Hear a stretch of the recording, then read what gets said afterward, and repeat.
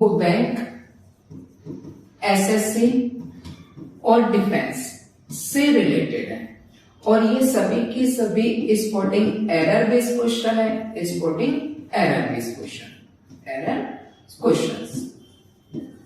ठीक है। ये सभी के सभी क्वेश्चन स्पॉटिंग एरर बेस्ड है जो कि बैंक, एसएससी और डिफेंस में पूछे गए क्वेश्चन है और टॉपिक है हमारा टाइम एंड टेंस। टॉपिक है time and tense, topic time and tense. तो एक एक करके आज हम सारे क्वेश्चन को डिस्कस करते हैं जो कि बैंक, एसएससी, डिफेंस में पूछे गए स्पॉटिंग एरर बेस्ड क्वेश्चन है। Topic time and tense. देखते हैं पहला क्वेश्चन। पहले क्वेश्चन की अगर अपन बात करें तो पहला क्वेश्चन लिखा हुआ है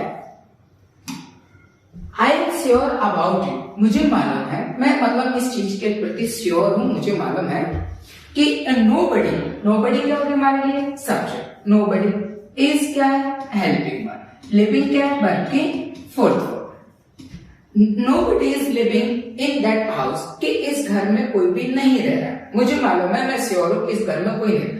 For 100 years, number 4 no error 5। तो मैंने आपको पहले वीडियो में बताया था कि जो नो एरर के बेस क्वेश्चन होते हैं तो इसमें क्या होता है कि हमें ऑप्शन दिए रहते हैं। सबसे पहला ऑप्शन देखिए, ये हो गया फर्स्ट, ये हो गया सेकंड, इसके बाद ये थर्ड, फॉर 100 ईयर ये हो गया फोर्थ और लास्ट क्या रहेगा नो एरर यानी फिफ्थ क्वेश्चन। कभी कभी ये फिफ्थ में हो जाता है तो कभी कभी ये फोर्थ में हो जाता है। आपको देखना क्या है कि अगर मान के चलिए किसी क्वेश्चन में पहले में एरर है तो हमारा आंसर क्या कहलाएगा पहला।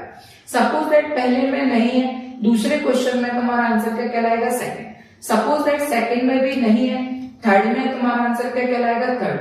थर्ड में नहीं है, फोर्थ में है तो आंसर क्या कहलाएगा फोर्थ। अगर पहले में तुम्हारा आंसर पहला कहलाएगा, सेकंड पार्ट में तो सेकंड पार्ट कहलाएगा, थर्ड पार्ट में तो थर्ड पार्ट कहलाएगा, फोर्थ पार्ट में तो फोर्थ पार्ट है। सपोज दैट ना फर्स्ट में है, ना ही सेकंड में, ना ही थर्ड में और ना ही फोर्थ में, तो हमारा आंसर क्या जाता है नो एरर। इट मींस कि इस दिए गए सेंटेंस में कहीं कोई मिस्टेक नहीं है, यानी हम श्योर है कि ये क्वेश्चन बिल्कुल ठीक है, ग्रामर बेस पे बिल्कुल ठीक है। इस तरीके से क्वेश्चन करना होगा। तो ये लिखा I am sure about it. Nobody क्या हो गया हमारे लिए सब्जेक्ट, इज क्या है हेल्पिंग वर्ब, लिविंग वर्ब की फोर्थ फॉर्म, ये लिखा वर्ब की फोर्थ फॉर्म। इज कौन सा टेंस बना रहा है प्रेजेंट कंटिन्यूअस, ये लिखा present continuous. In that house कि इस घर में फॉर 100 ईयर्स, कब से 100 ईयर्स। तो मैंने आपको बताया था पहले वाले वीडियो में कि सिंस ऑफ 4 के साथ अगर टाइम दिया, सिंस ऑफ 4 के साथ टाइम दिया हुआ हो तो 3 टेंस बनते हैं। पहला हैज बीन या हैव बीन, हैज बीन या हैव बीन। दूसरा बनता है हैड बीन, फ्यूचर में बनेगा विल, हैव बीन, या फिर इसके अलावा सेल, हैव और ये भी सेल हैव बीन। और कंटिन्यूअस टेंस है तो हर हाल में वर्ब के फोर्थ फॉर्म का यूज करते हैं, वर्ब के फोर्थ फॉर्म का। तो यहाँ टेंस कौन सा लिख रहा है, इज एंड आर से कौन सा टेंस हो रहा है कंटिन्यूअस का। अगर सिंस और फोर के साथ अगर टाइम दिया हो तो हमें ये present perfect continuous, past perfect continuous या फिर फ्यूचर परफेक्ट कंटिन्यूअस, जिसको मैंने शॉर्ट फॉर्म में बोला has been, have been, had been, will have been या सेल हैव बीन। इनमें से कोई एक बनना चाहिए। क्योंकि यहाँ पर सेंटेंस कौन सा होना है प्रेजेंट कंटिन्यूअस और यहाँ पे लिखा है फोर, तो आंसर क्या जाएगा हमारा सेकंड पार्ट। आंसर क्या कहलाएगा हमारा second part, answer is second part. इस तरीके से हमें क्वेश्चन लिखना होते हैं, तो आंसर क्या कहलाएगा सेकंड पार्ट। बढ़ते देखिए अगले क्वेश्चन की तरफ। अगले क्वेश्चन की अगर हम बात करें तो अगला क्वेश्चन लिखा हुआ है, देखिए, will the bank loan money if I self-placed my plan? No error 4। जब if के साथ if है, unless है, as soon as है, as long as है, इनके साथ फ्यूचर की दो घटनाओं का वर्णन, फ्यूचर की दो घटनाओं का वर्णन किसका हो, फ्यूचर की दो घटनाएं, फ्यूचर की दो घटना। तो फ्यूचर की दो घटना है तो इसमें से जिसके साथ ये कंजक्शन आ जाए, ये वर्ड आ जाए, उसके साथ पहला टेंस बनता है प्रेजेंट इंडेफिनिट। टेंस कौन सा बनता है प्रेजेंट इंडेफिनिट और दूसरा बनता है फ्यूचर इंडेफिनिट। दूसरा क्या बनता है फ्यूचर इंडेफिनिट। प्रेजेंट इंडेफिनिट मतलब वर्ब की फर्स्ट फॉर्म प्लस एस या एस, और फ्यूचर इंडेफिनिट का मतलब विल या सेल प्लस V1। तो आंसर में हमने देखा, यानी क्वेश्चन में हमने देखा कि if unless as soon as as long के साथ फ्यूचर की दो घटनाओं का वर्णन हो तो या तो प्रेजेंट इंडेफिनिट और दूसरा क्या बनेगा, फ्यूचर इंडेफिनिट। तो यहाँ will the bank loan money, ये रहा इफ। तो इफ के आगे का सेंटेंस अगर अपन देखें तो इफ के आगे का सेंटेंस क्या रहना चाहिए, प्रेजेंट इंडेफिनिट में क्या रहना चाहिए, प्रेजेंट इंडेफिनिट। ये क्या दे रहा है, सेल। तो सेल प्लेस्ड की जगह केवल क्या रहेगा, अकेला प्लेस्ड, क्योंकि हमें टेंस किस में चाहिए होता है, वर्ब की फर्स्ट फॉर्म प्लस एस या एस में। तो आंसर क्या कहलाएगा इसका, पार्ट थर्ड। आंसर क्या कहलाएगा, पार्ट थर्ड। देखते हैं अगला क्वेश्चन। अगले क्वेश्चन की तरफ अगर हम देखें तो लिखा हुआ है it is time, number 1 slash we did something. We क्या हो गया हमारे लिए सब्जेक्ट, डिड क्या है वर्ब की सेकंड फॉर्म, और ये हो गया हमारे लिए object. To stop road accident के, हमें रोड एक्सीडेंट को, रोड जो एक्सीडेंट हो रहे हैं उनको रोकने के लिए कुछ करना चाहिए, कुछ करें। तो यहाँ पर ये देखिए क्वेश्चन किसमें है, SSC income tax central excise. तो आपको कभी भी it is time, it is time, it is high time, it is time, it is high time, it is about time, ये लिखा हुआ मिल जाए तो इसके साथ हम हमेशा वर्ब के कौन सी फॉर्म यूज करते हैं, सेकंड फॉर्म। तो यहाँ इट इज टाइम आ गया, वी सब्जेक्ट है, डिड वर्ब के सेकंड फॉर्म है, बाद बाकी कहीं कोई मिस्टेक लग नहीं रही है। टू लिखा हुआ, टू के बाद वर्ब की फर्स्ट फॉर्म है। तो ये क्वेश्चन पूरा कैसा है, नो एरर बेस। तो आंसर क्या जाएगा, फोर्थ कंडीशन। अगर कई क्वेश्चन में क्या होता है, यहाँ पर वर्ब की सेकंड फॉर्म डिड की जगह कुछ और रख देगा, जैसे फर्स्ट फॉर्म रख सकता है, हेल्पिंग वर्ब के साथ थर्ड फॉर्म रख सकता है। तो आपको ध्यान देना है it is time, it is high time, it is about time के साथ वर्ब की सेकंड फॉर्म का यूज किया जाता है।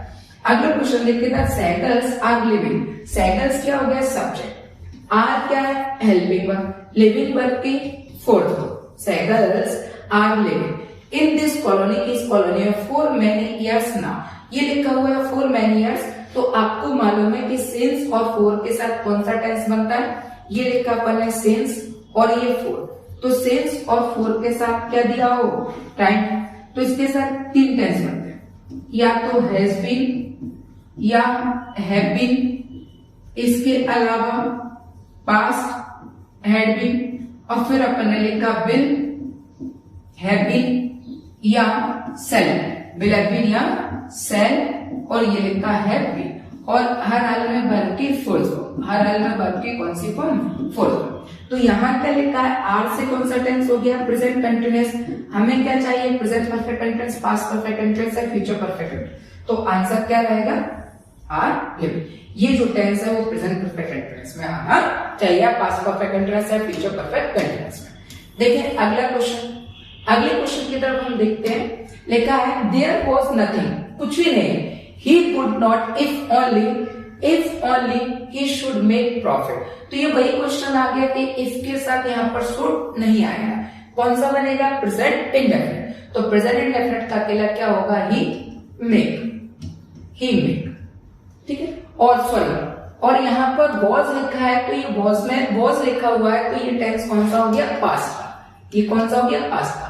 ये पास्ट है तो इसको किस में ले जाएंगे अपन, पास्ट में, पास्ट इंडेफिनिट। तो पास्ट इंडेफिनिट के अकॉर्डिंग क्या हो जाएगा, ही मेड।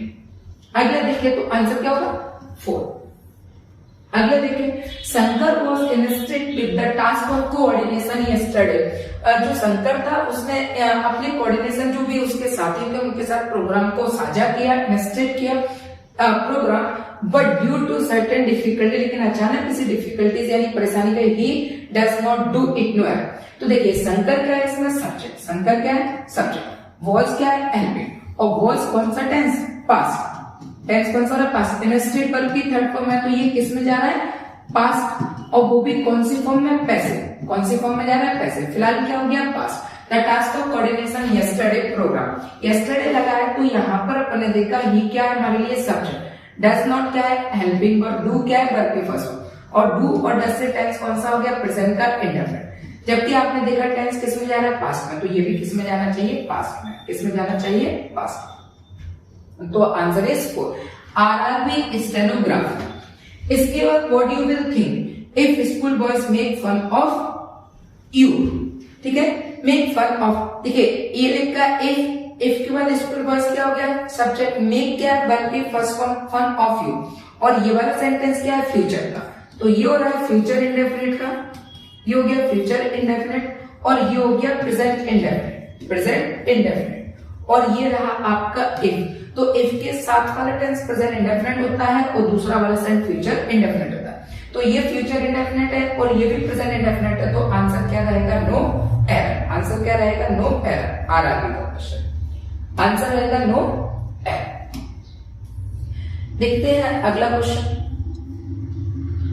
अगले क्वेश्चन की तरफ हम देखें तो अगला क्वेश्चन लिखा है the gardener did not cut, the gardener क्या हो गया हमारे लिए, subject, did not cut, did not tense कौन सा हो गया, पास्ट इंडेफिनिट का, कौन सा टेंस हो गया, पास्ट इंडेफिनिट, द ग्रास और some time because I have, I क्या हो गया, सब्जेक्ट, हैव क्या, हेल्पिंग, कौन से टेंस की, प्रेजेंट परफेक्ट की, ये लिखा प्रेजेंट परफेक्ट, वर्ब की कौन सी form, third form, a lot of other jobs for him to do first, ठीक है, तो ये पास्ट है, अगर ये पास्ट है तो यहाँ आने वाला टेंस भी क्या होगा, पास्ट होगा, तो हैव की जगह यहाँ आंसर क्या आएगा, है, एसएससी सीजीएल। इसके बाद अगला question, the roads are flooded because it has raining continuously for the last 2 days, ये लिखा है फोर के बाद यहाँ पर क्या लिखा है, लास्ट 2 days, तो यहाँ पर सेंस ऑफ फोर के साथ टाइम आ जाता है, वहां पर हैज की जगह पर हैज के साथ क्या आता है, हैज, और ये भी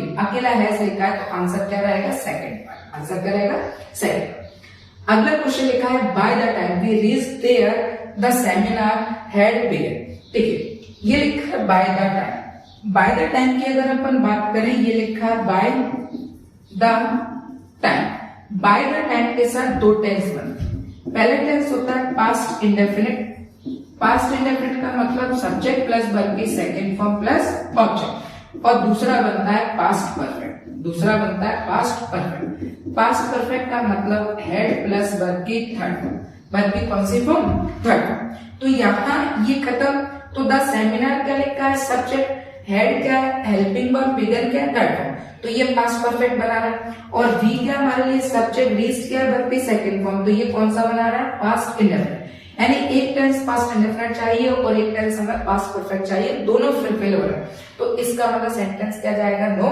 error, answer is 5th, no error.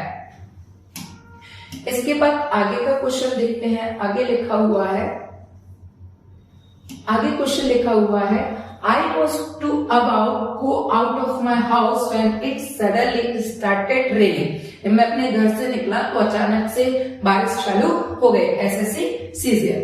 तो यहाँ एक अगर इस क्वेश्चन में देखें तो ये जो क्वेश्चन लिखा हुआ है I was to about go out of my house, जैसे ही मैं अपने घर से बाहर निकला when it suddenly started raining, और अचानक से एकदम से बारिश होने लगी। इस क्वेश्चन में देखा जाए तो कहीं कोई टेंस पर रिलेटेड कोई एरर नहीं लग रही है, पर एरर है, वो एरर एक्चुअल टेंस की नहीं है, एक मिस्टेकली अपन ये मान सकते हैं कि ऐसा नहीं लिखा जाता है, ऐसे लिखा जाता है, तो ये मान सकते हैं। तो इस सेंटेंस में ये जो लिखा है आई वॉज टू अबाउट नहीं होता है, आई वॉज अबाउट टू होता है, अबाउट टू, यानी अबाउट के बाद हम टू देते हैं और टू के बाद हम क्या लिखते हैं, ऑब्जेक्ट, टू के बाद क्या लिखते हैं, मुझे इसके बारे में, तो जिस चीज के बारे में हमें पता होता है वो ऑब्जेक्ट का रूप ले लेगा, तो आई वॉज टू अबाउट की जगह आई वॉज अबाउट टू आएगा, तो आंसर इज फर्स्ट। एक तरीके से सेंटेंस टेंस की एरर नहीं कह सकते इसको, ठीक है।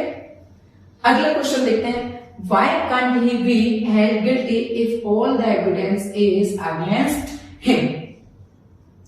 Why can't he be held guilty? वो क्यों गिल्टी महसूस कर रहा है? If all the evidence is against him, यदि उसके जो एविडेंस है वो उसके अगेंस्ट है, तो फिर क्यों परेशान होना है? तो एसएससी सीजीएल में ये पूछा गया। तो why can't he be, can't के साथ ही सब्जेक्ट हो गया और बी लिखा हुआ है तो वर्ब की थर्ड फॉर्म है, ठीक है। If all the evidence is against him, तो इससे टेंस कौन सा हो रहा है? प्रेजेंट सिंपल का। टेंस कौन सा हो रहा है? प्रेजेंट सिंपल का। तो सेंटेंस में क्या है? No error. सेंटेंस में क्या है? No error. इसके बाद यस्टरडे ही टॉक्ड, ये क्या हो गया हमारे लिए सब्जेक्ट, टॉक्ड क्या है वर्ब की सेकंड फॉर्म, और यस्टरडे कीवर्ड किसका होता है पास्ट इंडेफिनिट टेंस का। कुल मिलाकर टेंस कौन सा हो गया past. Excited and earnestly as though it is a serious matter, मतलब मैं उससे इस बात को लेकर बात करता, मतलब इस मैटर को लेकर बात करता, as though it is a serious, यदि ये सीरियस मैटर होता तो, पर है नहीं। तो ये सेंटेंस किसके बारे में बता रहा है, इमेजिनरी कंडीशन के, इमेजिनरी कंडीशन के बारे में, इमेजिनरी सेंटेंस, ये किसके बारे में बता रहा है इमेजिनरी सेंटेंस। तो आपको कभी भी एज दो मिल जाए तो एज दो के बाद हेल्पिंग वर्ब में अपन वॉज और वर्ब में से वर्ब का प्रयोग करते हैं, वॉज और वर्ब में से किसका प्रयोग करते हैं वर्ब का। तो यहाँ इट इज की जगह पर क्या आएगा वर्ब। तो आंसर कौन सा पार्ट माना जाएगा थर्ड, आंसर कौन सा माना जाएगा थर्ड। आगे देखते हैं अगला क्वेश्चन लिखा हुआ है, अगले क्वेश्चन की तरफ हम देखें तो the officer could carry the bag himself, जो ऑफिसर था वो अपना बैग खुद लेकर जा रहे थे, बट लेकिन ही फेल्ट, फेल्ट क्या है वर्ब की सेकंड फॉर्म, और कुड क्या है कैन का पास्ट, कैन का क्या है पास्ट, ये कैन का क्या है पास्ट, और फेल्ट क्या है वर्ब की सेकंड फॉर्म, तो ये भी क्या हो गया पास्ट। अब फेल्ट है it is not proper, it is मतलब क्या कि उन्होंने जो बैग उठाया था वो जो बैग था वो प्रॉपर उन्होंने नहीं कैरी कर पाया। तो इट इज क्या है हेल्पिंग वर्ब, और हेल्पिंग वर्ब किसकी प्रेजेंट की, तो हमें इसकी जगह पर क्या लिखना है वॉज, क्योंकि टेंस पास्ट का तो किस में जाएगा पास्ट का पास्ट में रहेगा, तो इसकी जगह पर क्या आएगा वॉज। अगला question, the approach road to my building is flooded because it has raining since morning, since morning लिखा हुआ है तो यहाँ हैज के साथ में क्या आएगा हैज और ये बिन, तो answer is third, answer is third. SSC CGL.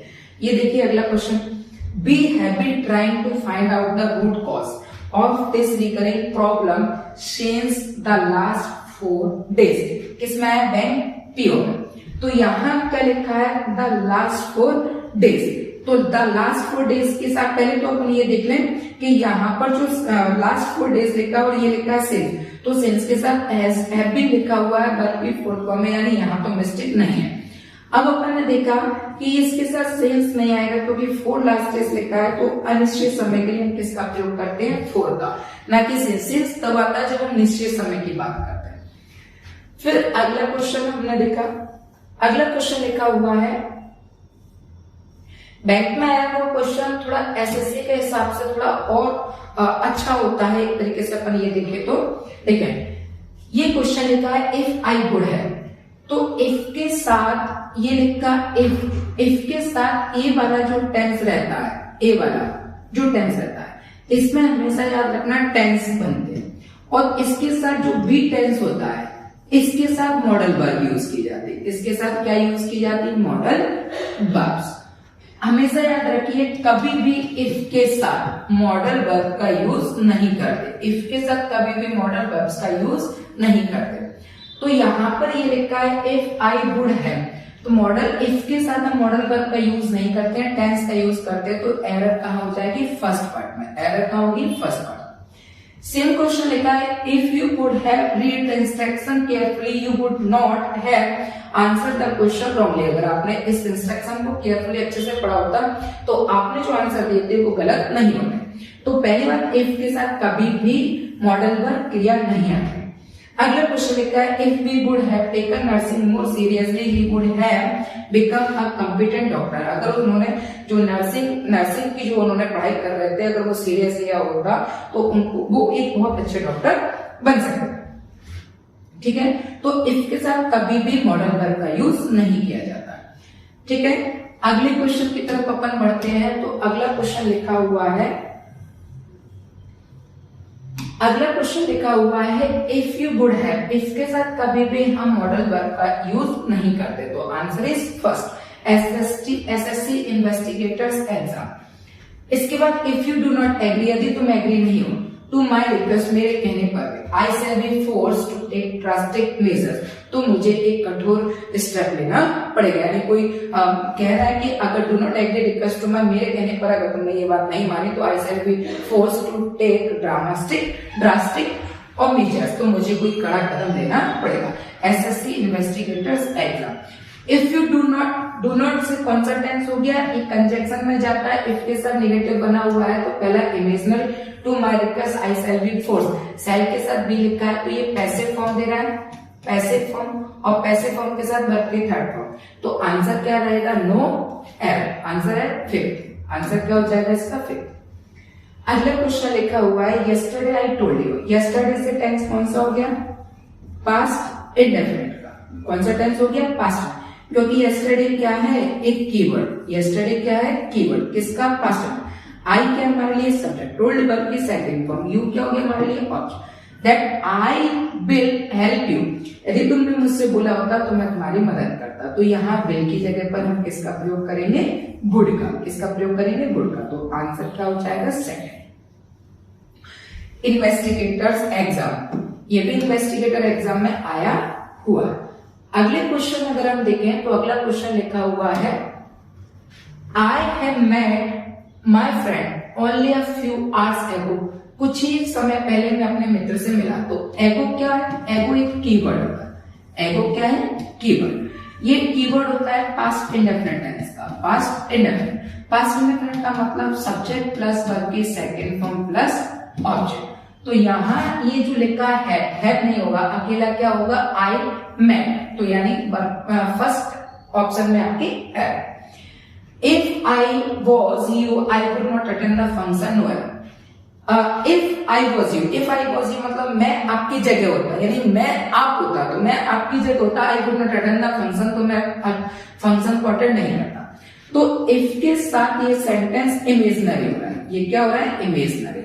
Imaginary sentence की अगर अपन बात करें तो आपको सब्जेक्ट कोई भी कैसा भी दिया हो, subject he, she, it, name, इसके अलावा आई, वी, यू या दे, कुछ भी दिया हो, हेल्पिंग वर्ब में आपको वॉज और वर में से केवल और किसका प्रयोग करना है, वर्ब, तो आई वॉज नहीं, इफ आई वर यू, अगर मैं आपकी जगह पर होता। अगला क्वेश्चन लिखा हुआ है SSC section officer, I asked if she has looked everywhere and she said yes. देखिए ये क्वेश्चन यूपीएससी सीडीएस का है, यूपीएससी सीडीएस का है, तो अपन देखें तो ये लिखा आई क्या हो गया, सब्जेक्ट, आस्क्ड क्या है, वर्ब की सेकंड, और सेकंड फॉर्म से टेंस कौन सा हो गया, पास्ट इंडेफिनिट का, ये टेंस पास्ट इंडेफिनिट का हो गया, तो इफ सी क्या हमारे लिए सब्जेक्ट, हैज क्या है, हेल्पिंग वर्ब, कौन से टेंस की, प्रेजेंट परफेक्ट टेंस की, प्रेजेंट परफेक्ट। अगर ये पास्ट है तो ये भी किस में जाएगा, पास्ट में, पास्ट का टेंस क्या रहता है, पास्ट, तो हैज की जगह पर क्या होना चाहिए, है, तो आंसर क्या हो जाएगा, सेकंड, आंसर क्या कहलाएगा हमारे लिए, सेकंड। दूसरी बात कि इसको अगर अपन नरेशन बेस करें, नरेशन, तो ये इंटरोगेटिव नरेशन है, ये नरेशन कौन सी है, इंटरोगेटिव। इंटरोगेटिव नरेशन की बात करें तो पहले सब्जेक्ट, सब्जेक्ट के बाद आस्क्ड और कॉमा, इनवर्टेड कॉमा की जगह हम इफ का प्रयोग करते हैं, और फिर सब्जेक्ट। ये दिया गया टेंस अगर पास्ट होता है तो यहाँ आने वाली हेल्पिंग वर्ब हो या मेन वर्ब हो, वो भी हम किस में यूज करेंगे, पास्ट का, क्योंकि नरेशन हमेशा ज्यादातर जो नरेशन होती है वो पास्ट में ही बनती है, प्रेजेंट की कंडीशन को छोड़कर या यूनिवर्सल ट्रुथ या हैबिचुअल फैक्ट को छोड़कर, बाकी सभी किस में बनती है, पास्ट में, तो पास्ट का पास्ट ही रहेगा। देखते हैं अगला क्वेश्चन, यूपीएससी सीडीएस का क्वेश्चन था ये, ठीक है, यूपीएससी सीडीएस, तो आंसर कहा था इफ सी, ये तो एस की जगह पर क्या होगा, एड, एस की जगह एड। देखिए अगला क्वेश्चन, अगले क्वेश्चन की अगर अपन बात करें तो अगला क्वेश्चन लिखा हुआ है, अगला क्वेश्चन लिखा है had I realised that it was such a long way I would have take a taxi.